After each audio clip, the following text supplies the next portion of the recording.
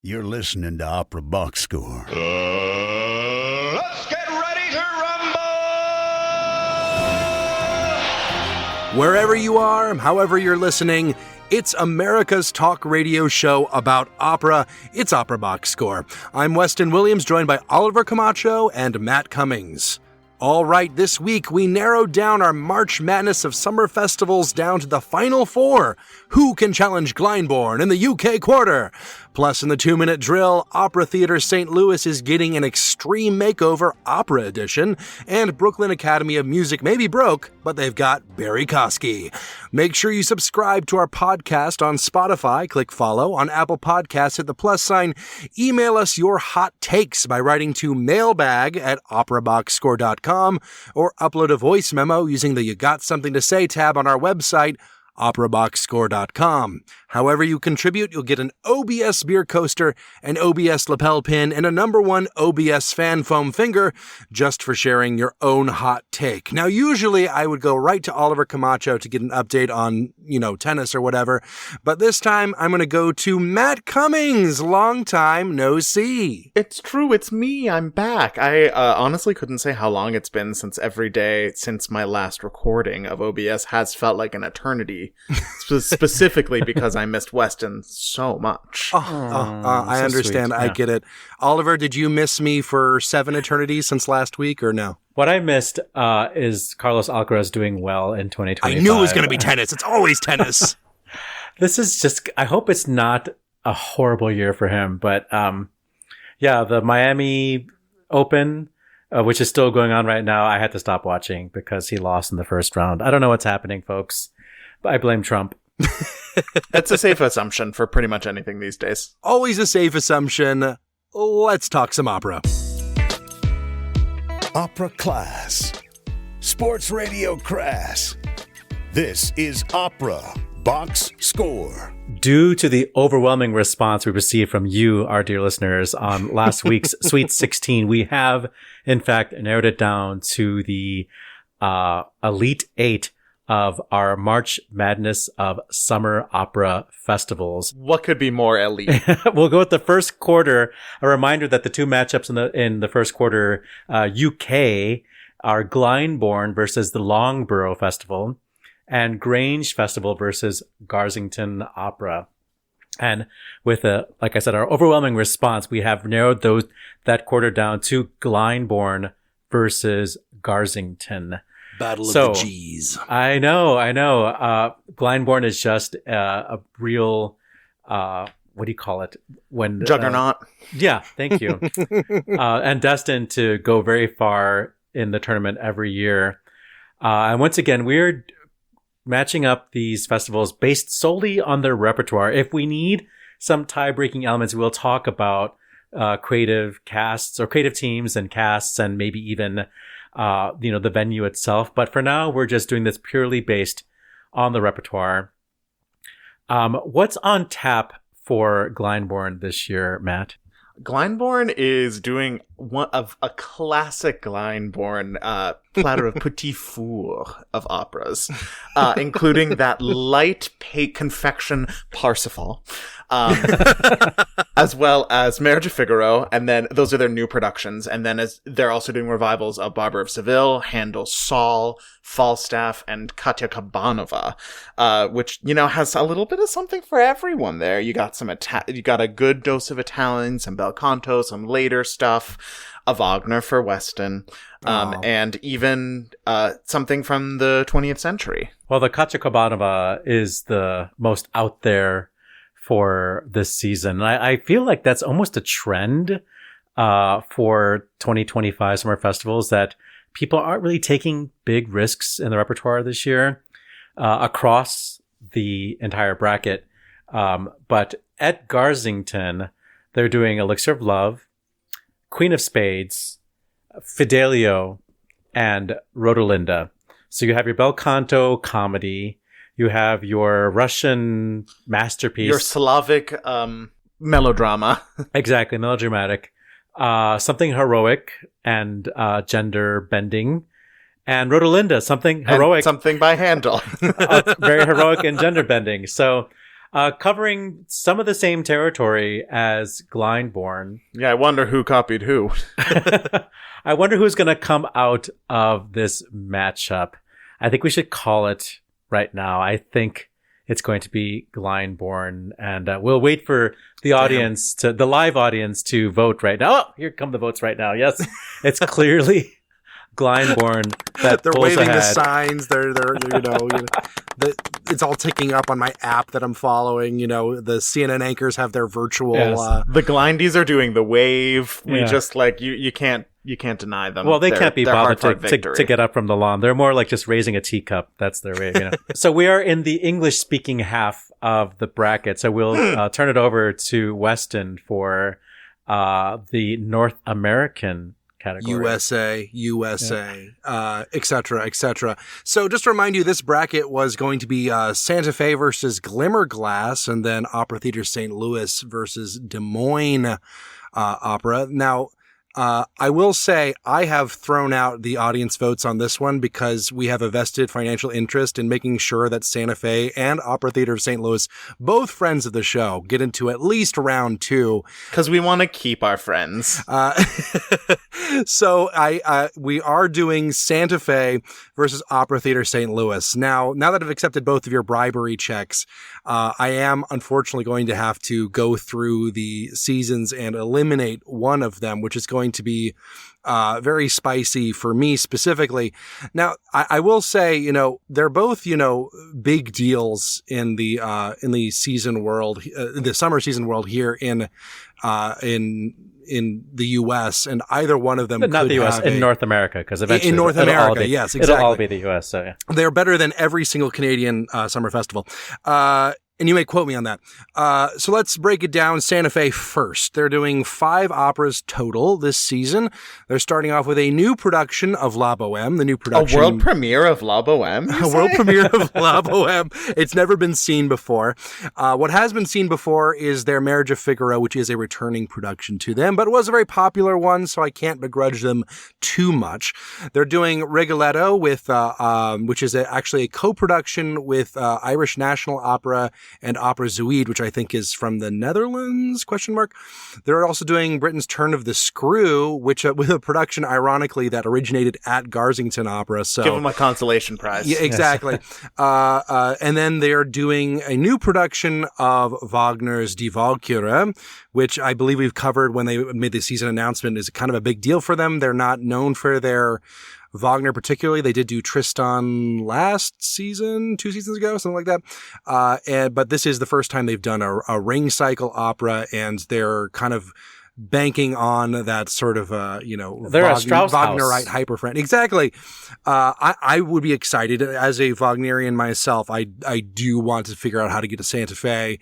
It is very far from here, but if you get through the next bracket and send me, a plane ticket or two Santa Fe, we'll see what happens.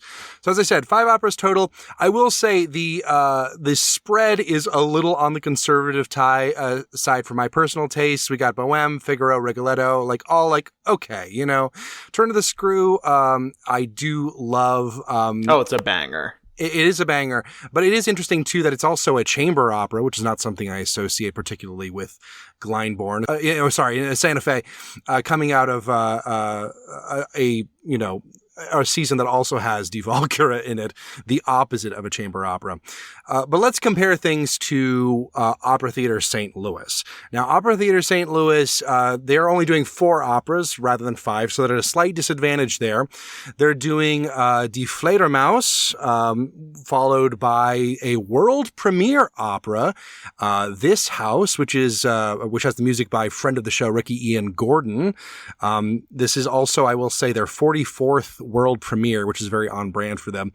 They're doing a new production of Don Pasquale, which is actually a throwback to their very first opera they ever did at Opera Theater St. Louis. Now, I will say a little bit of an advantage here too to Opera Theater St. Louis because this is their 50th anniversary season.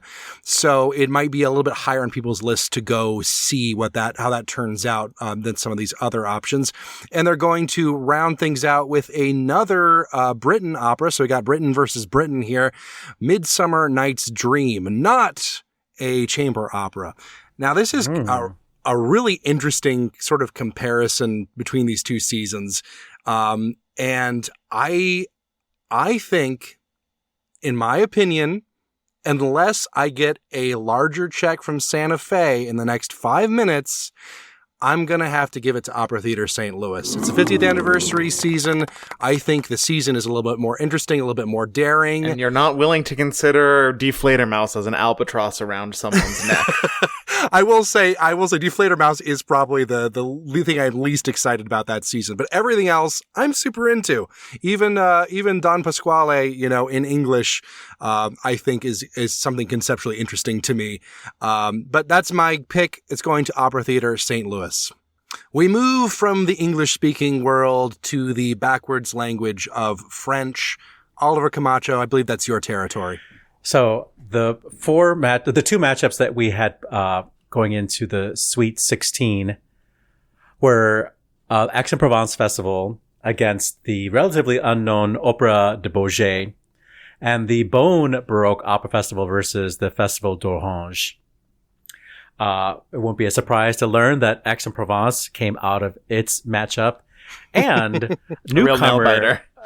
a newcomer and new to me, but very exciting, the Beaune Baroque Opera Festival, very on brand for me, and I'm so happy that our audience agrees. Really playing to the judges over there. Exactly. So let's start with the repertoire at the Beaune Festival. Now, it's my understanding that a lot of if you pay attention to recordings the way I do, there are so many seemingly out of nowhere period instrument ensembles that are just popping up. They all perform at the Beaune Festival. And we're not going into creative cast or whatever creative teams in this matchup. But I will just say, if you want to take a look at Beaune's website, we'll put the link on our show notes. You'll be really surprised to see all of these period instrument ensembles and their respective conductors named here and getting a chance to perform for audiences.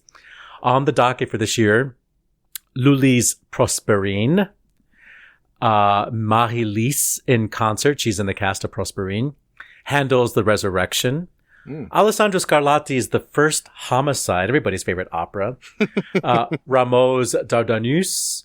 Handel's Agrippina, and a couple more concerts, St. John Passion. My favorite opera. It's operatic for Bach. And a No Conductor Messiah. So if we remove all of the non-opera content, we still have Prosperine, Il Primo Omicidio, Dardanus, and Agrippina. That's 4 operas, but plenty to take in if you're going to spend a week or two in Beaune. Moving over to the Aix-en-Provence Festival, sort of the juggernaut of France, we have a new production of Don Giovanni, a new production of a rarity, but one that's very important to Matt Cummings, Charpentier's Louise. That's Gustave Charpentier, not Marc-Antoine's Charpentier. And that's a Bruzane joint. Why exactly am I excited about Louise? Because a long time ago, you said on the show that Louise is like the pinnacle French opera that nobody knows about. That's like important for opera history. You read that somewhere. That's true. Yeah. Well, it's just like, what you got Louise and you got Gustave Charpentier. They only go with each other. You only know one because of the other, and you really only know Louise because of Depuis le Jour, if we're being honest. No, but you said it's like the Bohème of France or something like that. I forget what you said about it, but like it's the opera that nobody knows about, but that's actually very important. I didn't even know that I knew so much about Louise, but I sound very wise. Go back to the tapes. A new production of Cavalli's La Callisto. A world premiere of a operatic project called The Jeweled Deer, with composer and artists collaborating. The Killing of the Jeweled Deer. Sivan Eldar and Ganaya Doraiswamy. I can't give away the entire creative team, but Peter Sellers is involved in that one. Cheating. Offsides. Come on. An adaptation of Billy Budd called The Story of Billy Budd Sailor. Pearl Fisher's in concert, and La Forza del Destino in concert. So as far as like full-on opera productions, we have Don Giovanni, Louise, and Callisto. And four other things which are not quite fully staged operas, but Pearl Fishers and Forza fully produced musically, versus the 1, 2, 3, 4 operas of the Bone Festival and the 1, 2, 3, 4 additional concerts. It's pretty close. It's pretty close. But if it's going to come down to it, I think we have to give it to Aix-en-Provence. It's, they were expected to win in this quarter, but the Bone Baroque Opera Festival really made a case for itself this year. Maybe next year they might come away with the W. All of you can talk about juggernauts as much as you want, but we're going to go now to the quadrant where every single competitor would run the table on the rest of these sorry festivals. Let's be real. So facing down, last week, to recap a little bit, in a shocking upset, if you can call it that, when the Salzburg Festival is involved, Weston didn't cheat and force Bayreuth to advance to the second round. So that's really the biggest shock that I've encountered. Well, they're so out far. of money. They're desperate and producing Rancy, and it's not bringing in the big bucks to pay me Katarina's off. not like they happy used about to. it either, and she wants you to know. So Salzburg this week is going up against the Munich Opera Festival, who beat out the Bregenz Festival in Austria last week. The Munich Opera Festival we will start with, which is, careful listeners may note, is actually just the Bavarian State Opera's summer season. And it's a yearly festival that takes place in June and July, which gets it out of the way soon enough so that they can draw on a lot of the same talent, who will end up flocking to Bayreuth and Salzburg later in the season. But we have yet another Don Giovanni this year, kicking off their season, as well as a production of Gabriel Fauré's only opera, Penelope, a double bill of Dido and Aeneas, and what's that? Erwartung? Big curveball there. Not what you expect. I mean, for me, it's exactly what I expect out of all my festivals. If there's no Erwartung, I'm walking. A little hometown hero, production of the Little Dun Strauss piece Die Liebe der Danae, which is a rarity that I'm sure will have all of the Richard heads. Yeah, he gets Richard coming out of Bavaria to hear what's going on. Rusalka, Lohengrin, and Das Rheingold close off the Munich Opera Festival season. But they also have lots of ballets and chamber music and choral concerts. But to keep this a fair enough playing field, we won't even go into that today. So that leaves us with a total of 8 operas over 7 evenings in the theater. Now, that's the good news. The bad news is that they have to go up against Salzburg. And Salzburg is producing a eye-popping 12 different productions this year. Jeez. Now, some of these are either semi-staged or one-off concerts or performance artworks, but the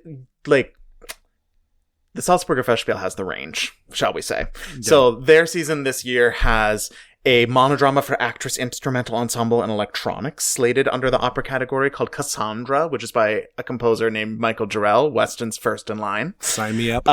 As well as a new opera of Macbeth that's not the Verdi and it's not even the Bloch. It's by Sciarrino, taking place. But don't worry, they're also doing Verdi's Macbeth this summer.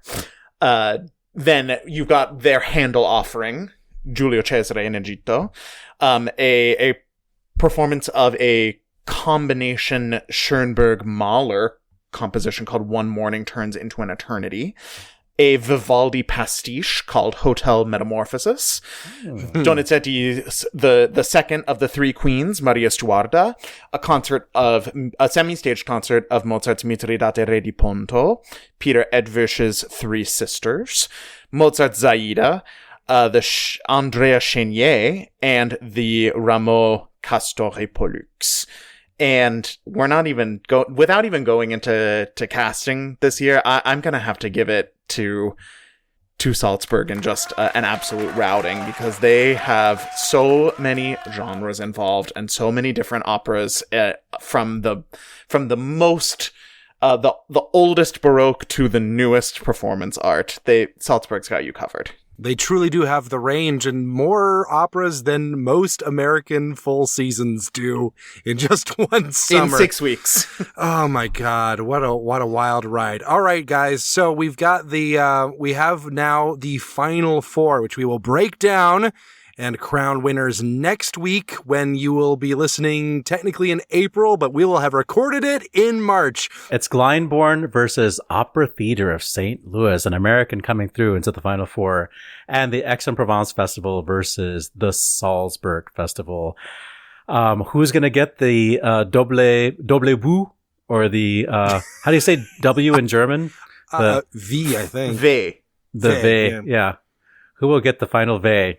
You have to tune in next week to find out. You do. And while you're waiting, make sure you subscribe to our podcast on Apple or, wherever you get your podcasts. We're on YouTube now. We're on Spotify. We're everywhere. If you are not subscribed to us, you are truly a fool. And reach out, find a friend who's interested in sports or opera, preferably both. If they're just coming from the sports world, they might be a little confused. But if they are open-minded enough, let them know about our show. We need more listeners to talk to and get their opinions on. Let us know what you're thinking. Mailbag at operaboxscore.com, or use the You Got Something to Say tab at our website, operaboxscore.com. Let us know who you think should be crowned the winner of March Madness. 2-minute drill is right now. This just in. The 2-minute drill. All right, listen up. Here's everything you need to know about what happened in Operaland this week. Opera Theatre St. Louis announced a contract to purchase 6.67 acres of land, which will be the site of their new state-of-the-art performing center.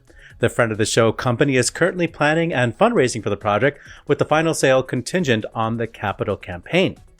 We are still early in this process, but we look forward to being in dialogue as we pursue necessary redevelopment steps over the next several months, said General Director and boyfriend of the show, Andrew Jorgensen.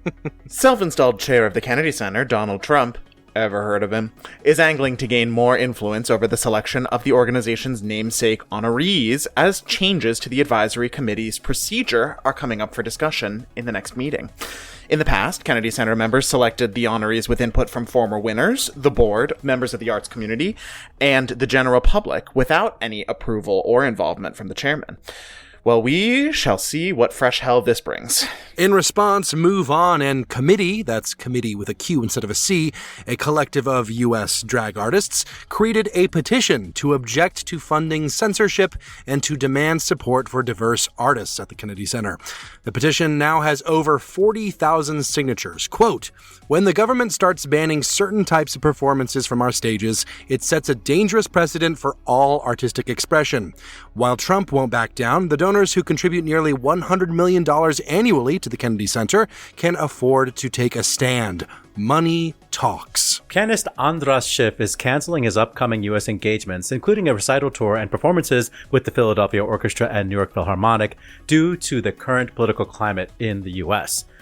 Some people might say, just shut up and play. I cannot, in good conscience, do that. We do not live in an ivory tower where the arts are untouched by society. As artists, we must react to the horrors and injustices of this world, said Sir Andras. Opéra Nationale de Paris has teamed up with Manatour to create virtual tours for all audiences to make their way through the famed Palais Garnier, just as long as it's a Wednesday, Saturday, or Sunday afternoon. Tours will be held in French and English and remain available for 48 hours after each session. Molly Nouri and Christina Jones are jumping into the lucrative and prestigious opera podcast circuit with their new monthly show, The Disabled Divas Podcast, which is set to begin on April 1st. The duo will interview artists of varying backgrounds and abilities about their work, the unique demands of opera on their bodies, as well as some of the misunderstandings others have about their chronic illnesses and disabilities. In major award news, friend of the show Barbara Hannigan has been awarded the Polar Music Prize alongside Queen and Herbie Hancock. The Polar Music Prize, established by former ABBA manager Stig Andersson, includes an award of 1 million Swedish kronor and is awarded annually to recognize exceptional achievement in music. The International Classical Music Awards were handed out last week at a gala ceremony at the Tonhalle Dusseldorf. Argentinian conductor Leonardo Garcia Alarcón was named Artist of the Year. Andreas Scholl's Invocazione Marianae won for Best Baroque Vocal. Friend of the show Samuel Hasselhorn's Ohrlicht won Recording of the Year. Opera Recording of the Year went to Vienna State Opera's Parsifal with Jonas Kaufmann, and Saint-Saëns's Déjanier, a Bruzzane joint, was recognized in the category of Premier Recording. In trade news, Daniel Carter has been named General Music Director of the German National Theatre in Weimar, beginning next season. Quote, in an intensive selection process with auditions, Carter impressed with his excellent conducting and the clear communication of his musical vision. Adam Chafari is joining San Diego Opera as artistic administrator, where he will focus on new programming for the company and securing top-tier talent. Meanwhile, Martin Glazer, General Director of Brno's National Theatre and General Director Designate for Prague National Theatre, has been elected the president of Opera Europa. Crunching the numbers, Brooklyn Academy of Music is still on unsteady footing following its financial right-sizing in 2023, when the organization laid off 13% of its staff. BAM faces a difficult needle to thread with respect to how adventurous its programming can afford to be in the face of a changing artistic environment, as well as the current economic uncertainty. Said long-serving impresario Joseph Melillo, BAM is getting Barrie Kosky to New York City, and the Met is not. Yes, they have to do less, but the quality is still there. They're rebuilding. Everyone's rebuilding. While the 2024 financials are still being prepared, BAM does report that its audiences are up 41% over last year, and its revenue numbers are looking promising as well. Exit stage right, Italian baritone Angelo Nardinocchi has died at age 81. Nardinocchi made his professional debut as Marcello in Spolito and frequently sang character roles such as Leporello, the sacristan in Tosca, and Fra Melitone in La Forza del Destino, in addition to his signature role, Rigoletto. He performed regularly at the Arena di Verona, Teatro dell'Opera di Roma, Teatro San Carlo, Teatro La Fenice, and other Italian and international houses. Conductor Christopher Furfield has passed away at age 79. He began his career as deputy music director at Cape Town Opera before joining the staff of Glyndebourne and serving as music director of the Lambeth Orchestra. Furfield also worked as a musicologist and notably conducted the world premiere recordings of a number of late 19th century orchestral works. And on this day, March 24th, in 1808, it was the birth of Spanish mezzo-soprano and composer Maria Malibran. Soprano Sofia Loa, who created the role of Elvira in Verdi's Hernani, was born this day in 1815. 1817 saw the birth of French opera composer Aimé Louis Maillard in Montpellier. Matilda Marchesi, the famous German mezzo-soprano and voice teacher, was born this day in 1821. Among her pupils, you can include Frances Alda, Emma Ames, Emma Calvé, Estelle Liebling, and many others. In 1932, on this day, French soprano Christiana Edipierre was born in Martinique. In 1937, the late Benjamin Luxon was born in England. First performances include Rossini's Messa di Gloria in 1820, Luigi Arditi's La Spia in New York City in 1856, the first performance of the second version of Verdi's Simon Boccanegra was performed at La Scala in 1881. In 1934, it was the first performance of Lodovico Rocca's The Dybbuk, also at La Scala.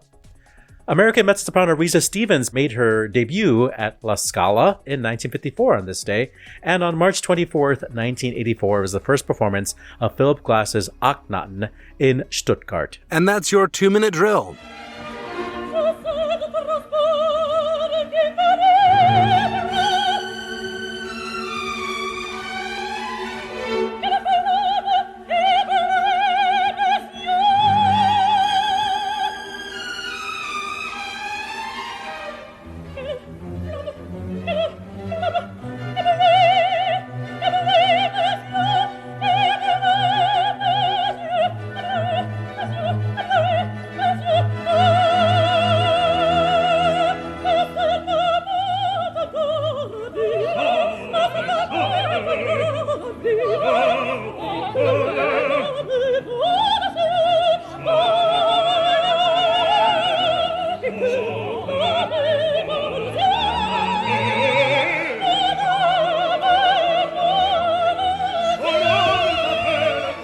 just heard the criminally under-recorded Christian Edipierre in a performance of The Tales of Hoffmann from Paris, the famous Patrice Chéreau production.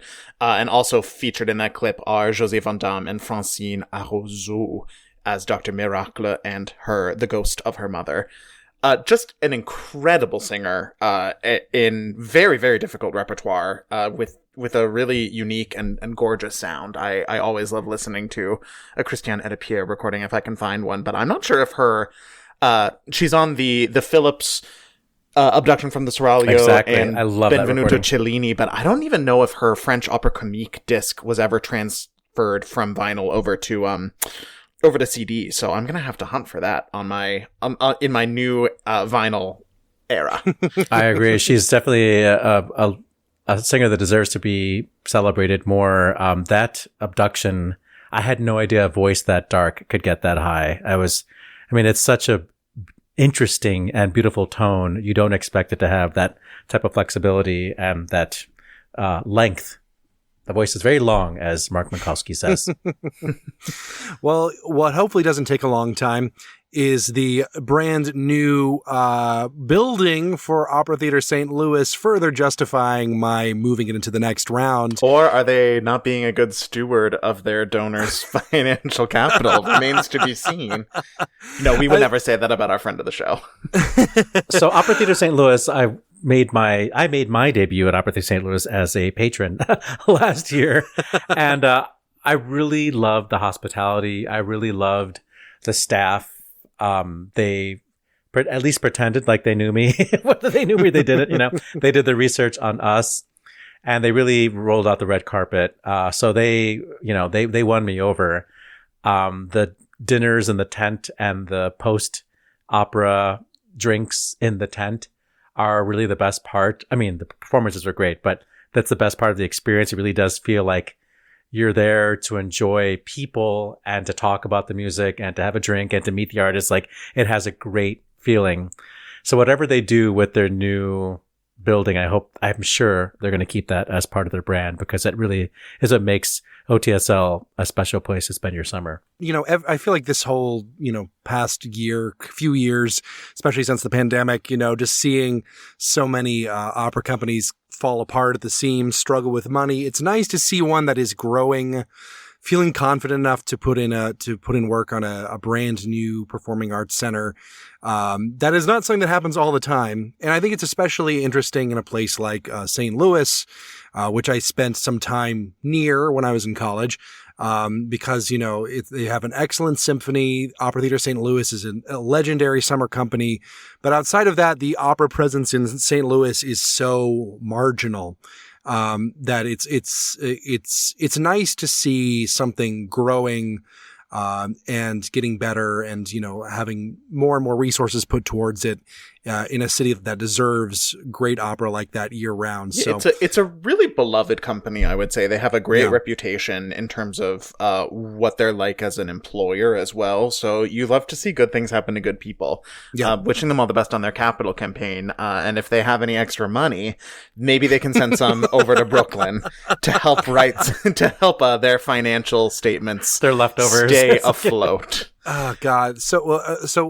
I vaguely remember the Brooklyn Academy of Music downsizing in 2023. I remember we talked about it.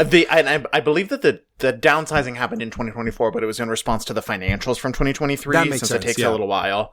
Yeah. But they laid off, I think it was 26 people, and it was like a lot of their office staff had to be let go in order to literally keep the lights on. And they just are getting squeezed in their niche, which has been, it's not a 100% opera house. It's a performance venue that does a good amount of opera and classical music.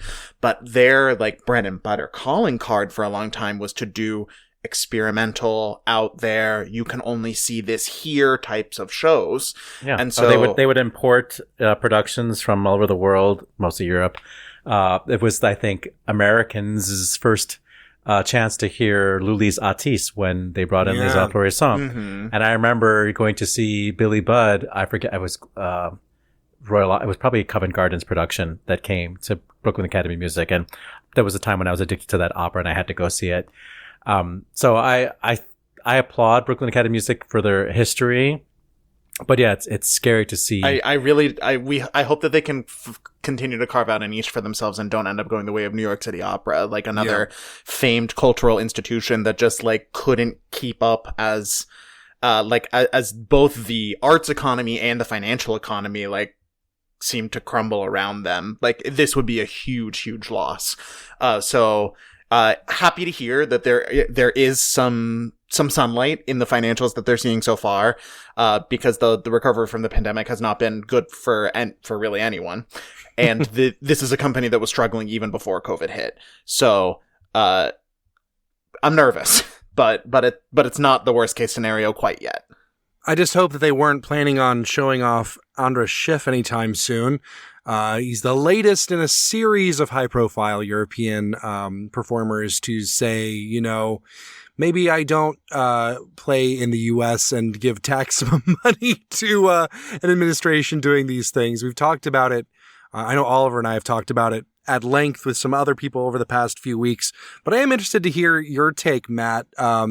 Certainly there's the, whole debate of, do you take a stand? Do you perform music anyway? Do you pull out? Does it help to pull out?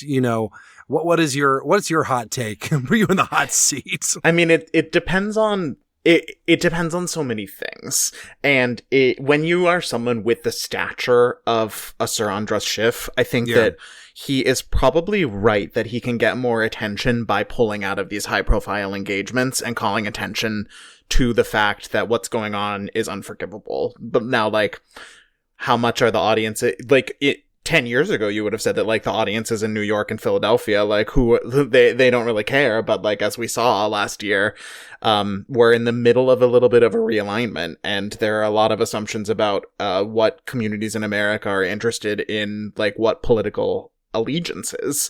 And, like, there's a sense that more and more people are up for grabs. And it's just so hard to break through all of the noise and, the fragmented information economy that, like, anything you can do to get people to hear what it is that you have to say is worth a shot. What would be the thing that would get the attention of the classical music audience that would happen that is, kind of political or related to this type of thing? I mean, that's why I wonder that pulling out is actually, like, the best strategy, because the thing that they're going to be the most affected by is, like, having something taken away from them, like suffering. Yeah. Well, this is sort of meant to be funny, but also possible. What if, like, Gustavo Dudamel was arrested at the border, like, between Canada and the US because whatever, he's Venezuelan, and, like, the ICE agents have no idea who he is, Unfortunately, within the realm of possibility, yeah. Maybe somebody like Lisa Davidson refuses to perform in the US, or Klaus Mekela refuses to perform in the US anymore, and then that brand new music director designate title that he got for CSO is null and void because he doesn't want to come here anymore. I mean, there are enough, I think, rich people who might be conservative, who might, start saying, "Hey, why is this happening?" Because if they're watching Fox News, they don't know about all the other things that are atrocities that we care about. It's an interesting idea, and that's why I'm interested in this whole, it's one step above an open letter, perhaps, but this petition to... It's two steps above, because we already have a petition this week, which is an open letter that went to college. Well, I do think the idea of going straight for the donors and saying, hey, pull your money out, is an interesting idea if you can get them to listen, obviously. I think and I can say this because, what's the stick is the question, though. Like, right. The carrot is just, like, being thanked by groups that they have never heard of before today, and whose words are just going to be, like, more ink spilled over the infinite desk of the internet. Like, it's daunting to figure out, like, how exactly you're going to make anyone do anything in a world where it seems like all consequences or, like, standards of behavior have just gone away. But yeah, I will say I also struggle with, like, the mentality of, like, the donor, because I'm not wealthy enough to be a donor, perhaps. like what kind of pressure is someone willing to exert? What do they think they can exert? What can they withhold? What can they give? I feel like I can only say this because, we are on a podcast where we are very much only supported by, just us. None of us are getting paid for this. We don't have really any funds except what the occasional listener will donate to us, which you can do at operaboxscore.com. Oh, what a natural plug. But I think that, the thing that holds back progress the most in the arts, in my opinion, is donors. When it comes right down to it, I think there is, so much of your own personality wrapped in with the money that you are giving to arts organizations. And that personality is essentially one that must come from privilege in order to have the kind of money to influence these organizations. I will be interested to see if any large donors do pull out of the Kennedy Center and make a big stink about it and see if it actually does anything. But I have, I think there are donors out there that genuinely care about the music and are humble enough people to want to, remove their own ego from the power their dollar gives them. But I think it is kind of a rarity, and I think it's a very interesting strategy, technique, whatever you want to call it, or even just a middle finger to the Trump administration. I think it'll be interesting to see how it plays out with the Kennedy Center. Yeah. Well, on that note, which I feel like is the note we always end things on over the past couple months for some reason, let's wrap this show up. Good call, bad call on Opera Box Score. Good call, bad call. That's how we end the show. Oliver Camacho. This is a continuation of what we were just talking about, but I forgot to mention last week that in the HD of Fidelio, Peter Gelb made a not a curtain speech, but a pre-opera little soapbox political speech. He used the platform to say that the Met stands with Ukraine and that his wife is Carolyn Wilson and that she, has this orchestra. He just went all out and said we will continue to support Ukraine no matter what else is going on around us. So kudos to him for that. We're usually criticizing Peter Gelb around here, but that was true. Definitely a rare W for Peter. Rare W for Peter. I will say in the document here, under good call, bad call, this is Oliver : Gelb, which meant in my mind the German word for yellow. I was like, what's your beef there?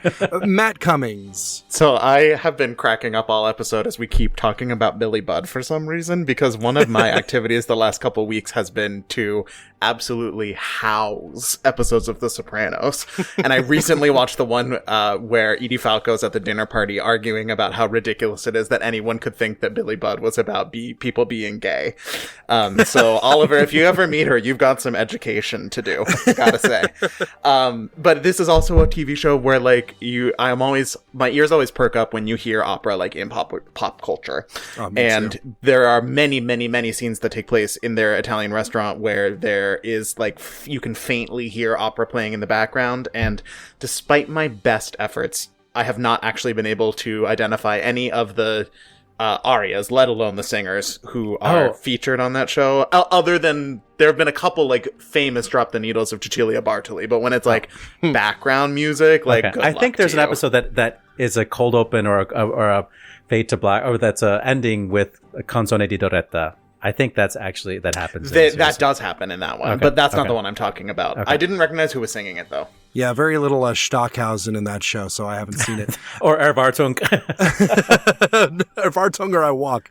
Yeah. I have a good call. Haymarket Opera here in Chicago, our period instrument opera company here in the city, is making its debut at Ravinia this summer, which is going to be Alcina with none other than Nicole Cabell, which means that more people are going to see them, maybe even me, because famously they perform in a very small house, and by the time I get around to buying tickets, I am unable to get in. This is an exciting sign of growth for our home team, and I'm very excited to finally see Haymarket Opera one day. I wonder if this is one of the operas that George knows about. has Verdi Prati in it. Yes, it does. That's true. That's the only one he knows. That's the only aria he knows. Verdi Prati. That is it for this week's edition of America's Talk Radio show about opera. Make sure you subscribe to the show wherever you get your podcasts. Get your voice heard and find links to stuff we've talked about at our website, operaboxscore.com. That is also where you can put your money where our mouths are. Give back to the OBS using the Support the Team tab. Your announcer is Norm Waddell. Your creative consultant is Oliver Camacho, and your audio editor is me. The executive producer of the OBS is George Cedarquist. For co-host Matt Cummings, I'm Weston Williams, asking you to continue the conversation about opera as you tell a preeminent musician to just shut up and play. We're back with an all-new show next week when the champion of OBS's March Madness of Summer Festivals will be crowned. Plus, you get more opera headlines, more hot takes, and more double bills that include Erwartung in My Dreams. Join us.